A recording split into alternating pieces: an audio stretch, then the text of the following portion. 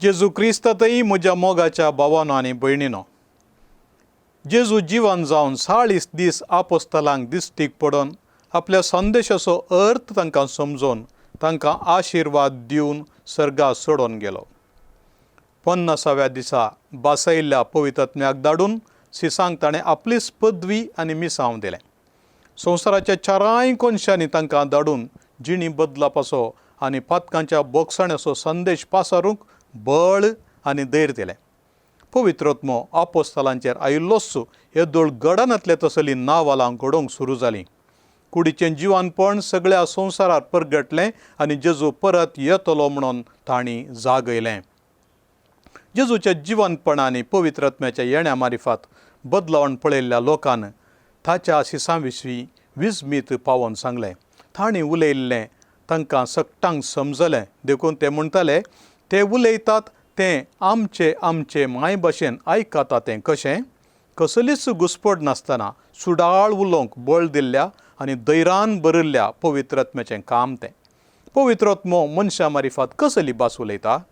सगळ्या संवसाराच्या मनशांक समजोवची भास खंयची ती भास मोगाची. बापा आनी पुता मदलो मोगूच पवित्र आत्मो देवान आमच्या काळजान वतला देखून आमी मोगाची मनशां जावन परिवर्तन जाता. ही मोगाची भास उलोवंक मनशांची काळजां मनां जिखोवंक सोम्यान आपणा खातीर एक पर्जा तयार केल्या. क्रिस्तांवांची भास मोगाची भास. गांवच्या सर्व संस्कृतीच्या सर्व काळाच्या मनशांक समजोवचें तसली. ह्या भाशे मारिफात पवित्र आत्मो आमकां जेजू क्रिस्ताच्या कुडीचे सांदे जावन एकवटायता. म्हणयारपण कसलेंय जावं, सेवा कसलीय जावं, देणी खंयचीय जावं, ती सर्व क्रिस्ताची कूड बांदून हाडच्याक आमी वापारी जाय. पापा फ्रांसिसान आपयल्ल्या सिनोदपणाच्या पवित्र सभेंत ही भास मात्र सर्वांक समजता.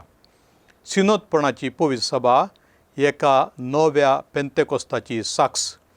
आमी येदोळूच एकामेकाक चीत दिवन मोगान आयकोंक सुरू केलां. एकामेकाक आयकतना पवित्र आत्म्याकय आमी आयकता. अशें देवाची खुशी आमच्या बोवारीच्या मनशां द्वारी समजता. सिनोदपणाचे वा सांगाता सलचे पवित्र सभेंत मिशनरी सीस जावन चमकुया.